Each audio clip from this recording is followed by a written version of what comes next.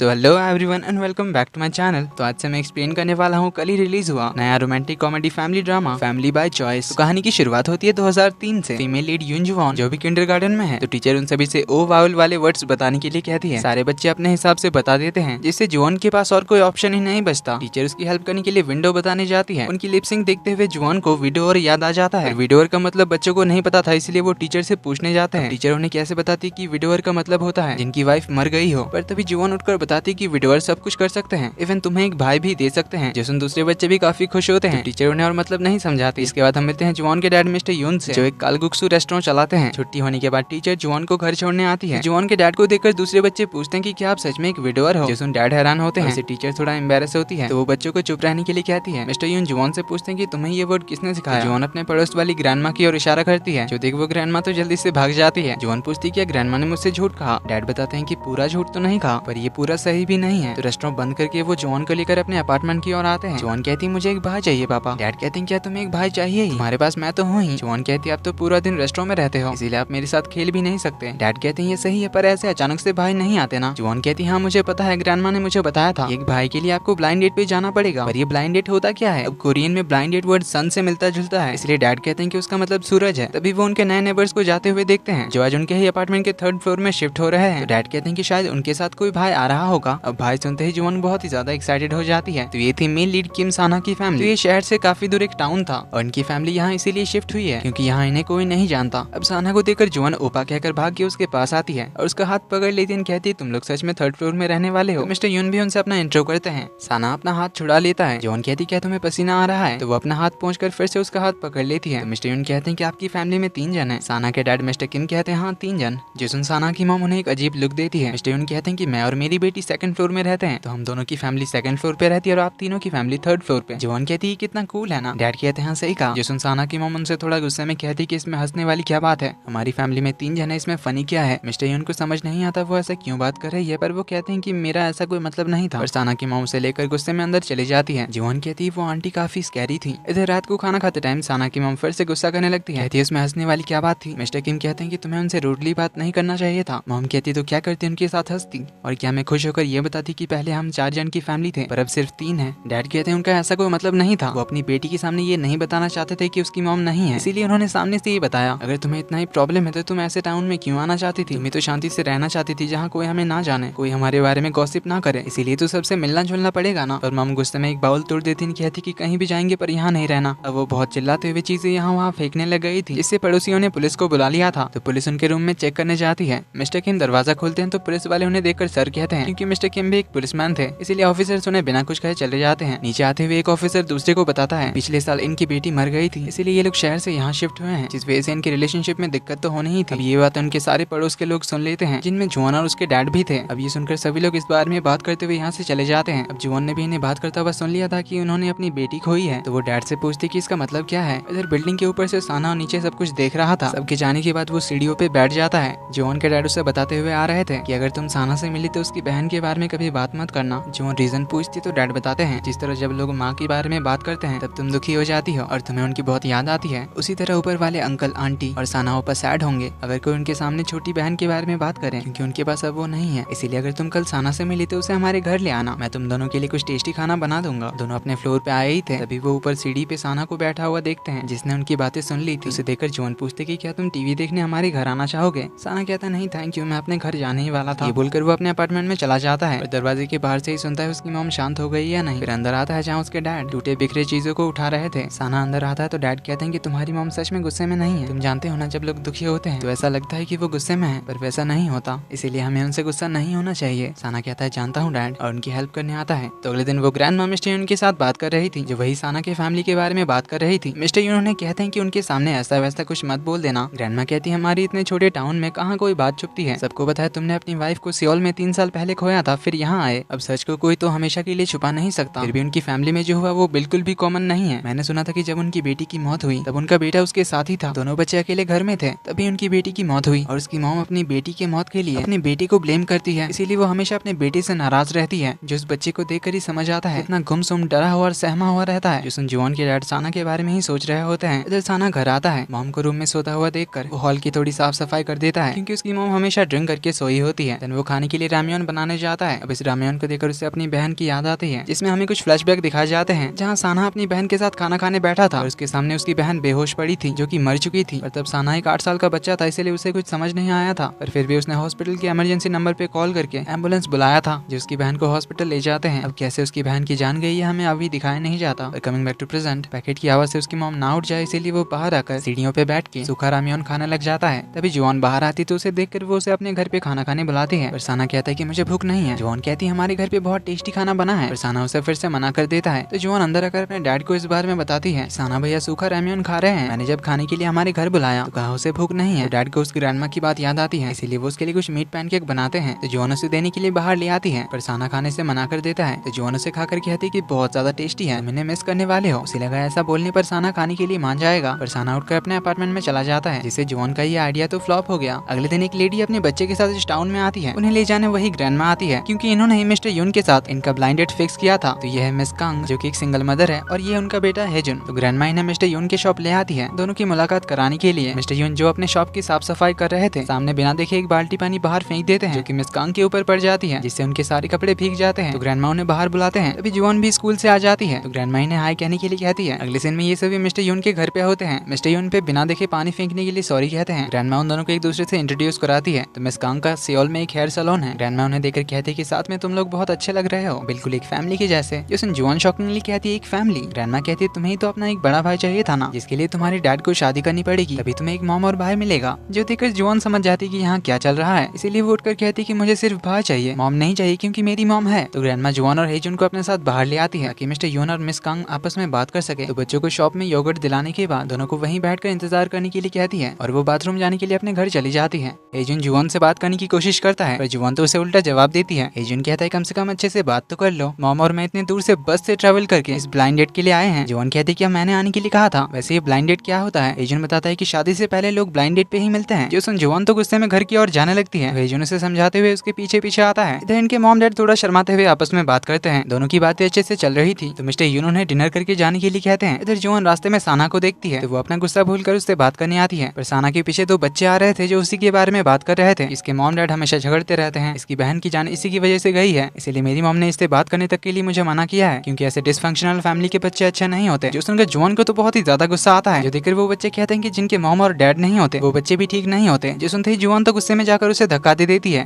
पर फिर वो लड़का उठकर जुआन को धक्का दे देता है। ये देखकर हेजुन से लड़ने आ जाता है, तो वो लड़के हेजुन को भी गिरा देते हैं। फिर तो चारों के बीच फाइट शुरू हो जाती है। एक बच्चा जुआन को मारने ही जा रहा था, पर साना उसका हाथ पकड़ के रोक लेता है और फिर वो सभी फाइट करने लगते हैं। अगले सीन में जिस बच्चे को मार पड़ी थी वो अपनी मम्मी को लेकर आ जाता है। उसकी मम्मी इन तीनों को डांटने लग जाती है और जुआन के डैड को भी सुनाने लग जाती है। तो वो उनसे माफी मांगते हैं और जुआन से भी माफी मांगने के लिए कहते हैं, पर जुआन साफ मना कर देती है और उन्हें बता देती है कि इस लड़के ने साना के बारे में क्या सब कहा था। जिसमें वो लेडी अपने बच्चों को लेकर जाने लगती है, पर मिस्टर यून उन्हें रोककर साना से माफी मांगने के लिए कहते हैं। तो वो लेडी अपने बच्चे से भी माफी मंगवाती है और चली जाती है। जो देख हेजुन तो मिस्टर यून से बहुत इंप्रेस हो जाता है और उन्हें देखकर बहुत खुश होता है, जो मिस कांग भी नोटिस करती है। तो साना उन्हें थैंक यू कहकर घर जाने लगता है। तो मिस्टर यून उसे रोककर कहते हैं कि हमारे घर पे खाना खाकर जाना, मैंने सबके लिए गाल भी बनाया है। जिसमें जुआन तो बहुत एक्साइटेड हो जाती है, कहती है मेरे डैड की गाल भी बहुत टेस्टी होती है। ये बोलकर साना का हाथ पकड़ के उसे अपने साथ ले जाती है। घर आकर सभी लोग खाना खाने बैठते हैं। डैड सभी को खाना सर्व करते हैं। जैसे ही हेजुन के बाउल में देते हैं, जुआन उसे उठा लेती है और साना को दे देती है। जो देखकर हेजुन तो स्माइल करता है, क्योंकि वो बहुत ही चिल एंड बिंदास टाइप का बच्चा है। तो सभी साथ में खाना एंजॉय करते हैं। फिर मिस कांग और हेजुन को छोड़ने के लिए आते हैं। मिस्टर यून साना को जुआन के साथ रहने के लिए कहते हैं और मिस कांग और हेजुन को बस स्टॉप छोड़ने जाते हैं, जिससे तो जुआन फिर से गुस्सा हो जाती है, इसीलिए वो प्लेग्राउंड की ओर आती है। तो साना उसके पीछे पीछे आता है। तो एक जगह अगर रेत हटाने लग जाती है। साना पूछता है क्या तुम्हें वो आंटी पसंद नहीं है, तुम्हें इतनी प्यारी मॉम और भाई मिलेंगे। जुआन कहती है मुझे मॉम नहीं चाहिए, मेरी मॉम है और वो इनसे भी प्रिटी है। साना पूछता है पर तुम यहाँ क्या ढूंढ रही हो? जुआन कहती है तुम्हारे लिए गिफ्ट है। ये बोलकर वो एक अर्थवर्म निकालती है और साना को पकड़ने के लिए कहती है, पर साना तो डरते हुए उससे दूर भागने लगता है। ऐसे ही दोनों भागते हुए खेलने लग जाते हैं। ऊपर से साना की मॉम उसे खुशी से खेलते हुए देखकर गुस्सा हो जाती है। इधर भागते हुए दोनों थक जाते हैं। तो जुआन पूछती है क्या तुम मेरी मॉम को देखना चाहते हो? साना हाँ कहता है। तो जुआन उसे अपने घर ले जाती है और एल्बम में अपने मॉम की फोटो दिखाने लगती है और पूछती है कि देखो हेजुन की मॉम से प्रिटी है ना? साना कहता है हाँ तुम्हारी जैसी दिखती है। जुआन कहती है जब डैड नहीं होते तभी मैं इन्हें देख सकती हूँ, क्योंकि जब भी मैं हमारी एल्बम देखती हूँ तो डैड सैड हो जाते हैं, क्योंकि वो मॉम को बहुत मिस करते हैं, पर उन्हें देख नहीं सकते ना, इसीलिए उन्होंने मुझे तुम्हारी बहन के बारे में भी बात करने से मना किया था। ये बोलकर वो रियलाइज करती कि उसने तो उसकी बहन की बात कर दी। साना कहता है अंकल सब जानते हैं। जुआन कहती है हाँ क्योंकि वो एक विडो विडोअर है और विडोअर को सब पता होता है, इसलिए अगर तुम अपनी छोटी बहन को मिस करते हो तो तुम भी सीक्रेटली उसकी फोटो देख सकते हो। इधर मिस्टर यून मिस कांग और हेजुन को बस में बिठा देते हैं। हेजुन को मिस्टर यून बहुत पसंद आए थे। तभी मिस कांग को एक कॉल आता है जिससे वो काफी घबरा जाती है। साना घर आता है, हमेशा की तरह वो अपने मॉम के रूम को चेक करता है। वो सो गई थी इसीलिए वो उनका पिया हुआ ड्रिंक्स बॉटल वगैरह हटा देता है और अपने रूम आता है जहाँ वो अपनी एक फैमिली फोटो निकालता है जिसमें उसकी छोटी बहन भी थी, पर फिर वो उस फोटो को वापस से ड्रॉयर में छुपा देता है। इधर मिस्टर यून वापस आते हैं। जॉन कहते हैं आप उस आंटी से शादी नहीं करोगे ना। मिस्टर यून कहते हैं कि जो काम मेरी बेटी को पसंद नहीं होगा मैं वो कभी नहीं करूंगा। अगले दिन मिस्टर यून के रेस्टोरेंट में वो ग्रैंडमा आई थी जो बताती है कि मिस कांग ने अपना नंबर बदल दिया और अब उनका कोई पता ही नहीं चल रहा। तुम्हें उसने कोई जवाब भी नहीं दिया। मुझे लगता है शायद कोई बड़ी प्रॉब्लम हुई होगी इसीलिए मिस कांग ने ऐसा किया होगा। इधर हम देखते हैं मिस कांग हेजुन को अपनी बहन के पास छोड़कर सियोल चली जाती है। अपनी बहन को कहकर जाती है कि मैं सियोल में सब कुछ सेटल करने के बाद हेजुन को ले जाने वापस आऊंगी। इधर साना के डैड मिस्टर किम मिस्टर यून के रेस्टोरेंट में खाना खाने आते हैं जहाँ वो ग्रैंडमा उनसे कहती है कि तुम अपनी वाइफ के साथ हमेशा झगड़ते क्यों रहते हो। फैमिली में प्रॉब्लम होती है पर कभी कभी तुम्हें उन्हें बाहर घुमाने ले जाना चाहिए या कभी उन्हें बाहर डिनर कराने ले जाना चाहिए। मिस्टर किम कहते हैं जरूर मैं ट्राई करूंगा। तभी यहाँ जुआन आ जाती है और मिस्टर किम से कहती है कि क्या आज साना ओपा हमारे घर पे खाना खा सकते हैं। पिछली बार हम सब ने साथ में खाना खाया था। जिस मिस्टर किम हैरान होते हैं क्योंकि साना इतनी आसानी से कभी किसी के साथ घुलता मिलता नहीं था। जॉन के डैड कहते हैं कि हम लोग खाना खा ही रहे थे इसीलिए हमने उसे भी बुला लिया था। इसलिए मिस्टर किम भी कहते हैं कि अगर आपको कोई दिक्कत नहीं हो साना आपके घर जा सकता है। जिससे जॉन तो बहुत ही ज्यादा खुश हो जाती है, इसीलिए साना इनके रेस्टोरेंट में खाना खाने आने लगता है जिससे जॉन तो बहुत ज्यादा खुश होती है। तो दोनों साथ में बैठकर नूडल्स खाते हैं। तभी मिस्टर यून को मिस कांग का कॉल आता है जो उनसे कुछ पैसे मांगती है और कहती है कि वो जल्दी पैसे लौटा देंगी अपना सैलून बेच के क्योंकि अभी उन्हें कुछ इमरजेंसी है। साथ में वो इन्हें अपनी बहन का एड्रेस भी देती है और हेजुन पे थोड़ा टाइम टू टाइम चेक करने के लिए रिक्वेस्ट करती है। तो मिस्टर यून हेजुन से मिलने उनके एड्रेस पे चले जाते हैं। हेजुन घर के बाहर अकेले बैठा हुआ था। मिस्टर यून को देखकर बहुत ज्यादा खुश हो जाता है तो वो उन्हें घर के अंदर ले जाता है जहाँ उनका रूम तो बहुत ही बिखरा हुआ था, इधर उधर सब कुछ फेंका हुआ था। हेजुन कहता है क्या मैं आपके लिए रेमेन बना दूं। मिस्टर यून मना करते हैं, उसे खाने के लिए कहते हैं। तभी उसकी आंटी आ जाती है जो कि यूनिवर्सिटी में पढ़ती है और अभी एग्जाम की तैयारी कर रही है, इसलिए हेजुन को बेबी सिट करने का टाइम उनके पास नहीं होता। पर फिर भी हेजुन अकेले सब कुछ संभाल लेता है, अपने से खाना खा लेता है। बिल्कुल ठीक है। हेजुन कहता है मैं एकदम ठीक हूँ, मॉम ने कहा है वो जल्दी आ जाएंगे जैसे ही वो पैसों का इंतजाम कर लेंगी। तो मिस्टर यून को हेजुन की बहुत फिक्र होती है क्योंकि बच्चे का अकेले घर में रहना उसके लिए ठीक नहीं है। इसीलिए वो कहते हैं कि अगर तुम चाहो तो मेरे घर में कुछ टाइम के लिए रहने के लिए आ सकते हो जब तक तुम्हारी मॉम नहीं आ जाती। ये सुन हेजुन तो बहुत हैप्पी हो जाता है। तो मिस्टर यून उसकी आंटी की परमिशन लेते हैं, इसके लिए वो भी मान जाती है। इधर साना की मॉम उसके रूम को देखने आती है, तभी उन्हें वो फैमिली फोटो दिख जाती है। इधर साना जॉन के साथ घर आ रहा था उसे समझाते हुए कि मेरी मॉम गुस्सा नहीं है, वो बस बहुत दुखी है। और जब लोग बहुत दुखी होते हैं तब ऐसा लगता है कि जैसे वो गुस्से में है, पर असल में गुस्सा नहीं होती। जॉन कहती है अच्छा तो ऐसी बात है, मुझे तो पता ही नहीं था। इधर साना का डैड मिस्टर किम अपनी वाइफ का मूड ठीक करने के लिए कुछ खाना ले आते हैं, पर घर आकर देखते हैं कि वो तो ड्रिंक करके पड़ी हुई है और उन्होंने उनकी फैमिली फोटो को भी फाड़ दिया था। उनसे पूछने पर वो कहती है कि मुझे अब तक एक बात सताई जा रही है कि उस दिन साना भी हमारी बेटी के साथ ही था। जब वो उसके साथ था तब उसने कुछ किया क्यों नहीं, या फिर उसने ही तो कुछ नहीं किया ना। मिस्टर किम कहते हैं कि अपने होश में आओ, तुम ऐसा कैसे सोच सकती हो, साना भी एक बच्चा ही है। बाहर से साना ये सारी बातें सुनकर बहुत सैड होता है, पर उसकी मॉम तो बस यही कहे जा रही थी कि मेरे दिमाग से ये बात कभी नहीं जाती है। मिस्टर किम उन्हें समझाते हैं कि इसमें साना की कोई गलती नहीं है। मॉम जलाकर कहती कि फिर किसकी गलती है, जब से हम लोग यहाँ आए हैं साना मुस्कुराया जा रहा है, खेल रहा है, दोस्त बना रहा है, उनके घर खाने जा रहा है और यहाँ मुझसे कुछ खाया नहीं जा रहा। मेरा दिमाग खराब हुए जा रहा है, इसलिए प्लीज मुझे छोड़ दो, मुझे जाने दो यहाँ से,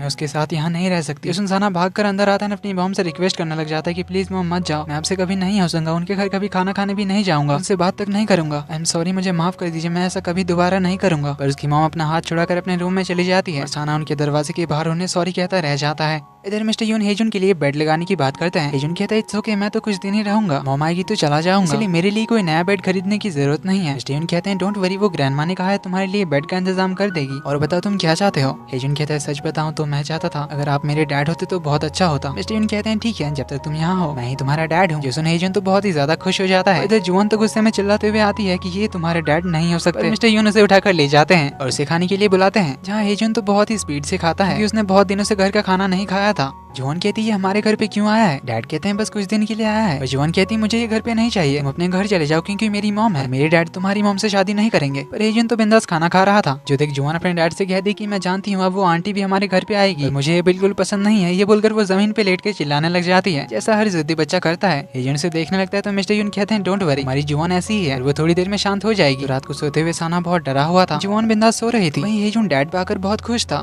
तो अगली सुबह साना जॉन से कहता है मैं आपसे तुम्हारे घर नहीं आऊंगा, नहीं खाना खाने तुम्हारे रेस्टोरेंट आऊंगा, इसलिए अब से मुझसे बात मत करना। जॉन पूछती क्या हो गया। तभी साना की मॉम अपना सामान लेकर घर से जाने लगती है, जिन्हें देख जॉन उनसे पूछती कि आंटी आप कहाँ जा रही हो, क्या साना ओपा हमारे घर आ सकते हैं टीवी देखने, खेलने और हमारे घर खाना खाने। तो साना आकर उसे चुप कराता है। मॉम पूछती क्या तुम साना को अपना भाई मानती हो। जॉन कहती हाँ। मॉम कहती ठीक है फिर तुम उसे अपने साथ रख सकती हो। जिस दिन जॉन तो बहुत ही ज्यादा खुश हो जाती है, कहती कि सच में कि साना ओपा हमारे साथ हमेशा के लिए रह सकते हैं। साना अपनी मॉम को रोकने के लिए उनका हाथ पकड़ता है और उसकी मॉम कहती हाँ तुम उसे रख सकती हो। ये बोलकर साना का हाथ छोड़ाकर चली जाती है। जो सुन जोन एक तरफ बहुत ज्यादा खुश होती है, वहीं साना बहुत ही ज्यादा दुखी होता है। तो उसी तरह 6 महीने बीत जाते हैं। तीनों बच्चे साथ में ही रहने लगते हैं। जुआन जो हमेशा अपने भाइयों के साथ खेलना चाहती थी, साना ने अपने आप को पढ़ाई में बिजी कर लिया था। वहीं हेजुन से जुआन की अभी भी नहीं बनती थी। जुआन साना को बार बार खेलने के लिए बुलाती है, पर वो तो उसे डिस्टर्ब करने से मना करता है। तो हेजुन आता है उसके साथ खेलने के लिए। इस तरह उनकी भी बॉन्डिंग सही होती जाती है। टाइम बीतता जाता है। तीनों बहुत ही अच्छी तरह से घुल मिल जाते हैं, बिल्कुल भाई बहन जैसे एक दूसरे का ख्याल रखते हैं, लड़ते हैं, झगड़ते हैं, खेलते हैं, मस्ती करते हैं। इस तरह तीनों साथ बड़े होते हैं। 10 साल बीत जाते हैं। साल आता है 2013 का। तीनों हाई स्कूल में आ गए थे। जुआन का आज हाई स्कूल का पहला दिन था। वहीं साना और हेजुन हाई स्कूल सीनियर्स थे। जुआन के डैड खाना रेडी करते हैं, सभी को खाने के लिए बुलाते हैं। हेजुन एक एथलीट है, इसीलिए सुबह सुबह अपना रनिंग खत्म करके घर आता है। साना को ऊपर से बुलाता है। वहीं मिस्टर किम भी आ जाते हैं, क्योंकि ये पांचों साथ में ही फैमिली की तरह रहते हैं। साना रेडी होकर नीचे आता है। जुआन को अभी तक टाई बांधना नहीं आया था, जो देख साना उसे आखिरी बार सिखाता है और जल्दी सिखाने आने के लिए कहता है। तो कहते हुए जुआन कहते कि क्या आप सब ने मेरे अडॉप्शन वाले आइडिया के बारे में सोचा? हेजुन कहता है क्या तुम अभी भी उसी के बारे में सोच रही हो? साना कहता है क्या तुम्हें पता भी है अडॉप्शन कॉन्ट्रैक्ट क्या होता है? जुआन कहती हाँ मुझे पता है। अडॉप्शन कॉन्ट्रैक्ट से आप लीगली चाइल्ड एंड पेरेंट बन जाते हो, भले ही कोई ब्लड रिलेशन ना हो। साना कहता है तो तुम ही बताओ कौन किसका बेटा होकर अडॉप्ट होगा? जुआन कहती है तुम्हारे डैड मेरे डैड से 1 साल बड़े हैं, इसलिए किम अंकल आप मेरे डैड को अडॉप्ट कर लो, फिर हम एक रियल फैमिली बन जाएंगे और हमारा लास्ट नेम भी सेम होगा। साना कहता है फिर तुम्हारे डैड मेरे भैया बन जाएंगे और मैं तुम दोनों का अंकल, तो मुझे अंकल बुलाना शुरू कर दो। जुआन कहती है तुम्हें अंकल बोलने में क्या जाएगा? तो वो हेजुन से साना को अंकल बोलने के लिए कहती है। कोई इसकी बात को सीरियस नहीं लेता, इसीलिए वो उठ जाती है और कहती है कैसे भी करके हमें अपना लास्ट नेम सेम करना होगा, वरना मैं ऐसे नहीं जी सकती। इसी के साथ एपिसोड 1 का एंड यहीं पे होता है। वीडियो पसंद आई तो वीडियो को लाइक कर देना। चैनल पर पहली बार आए तो do subscribe and hit the bell icon. जल्द ही मिलते हैं अगले एपिसोड में, तब तक के लिए take care and bye bye.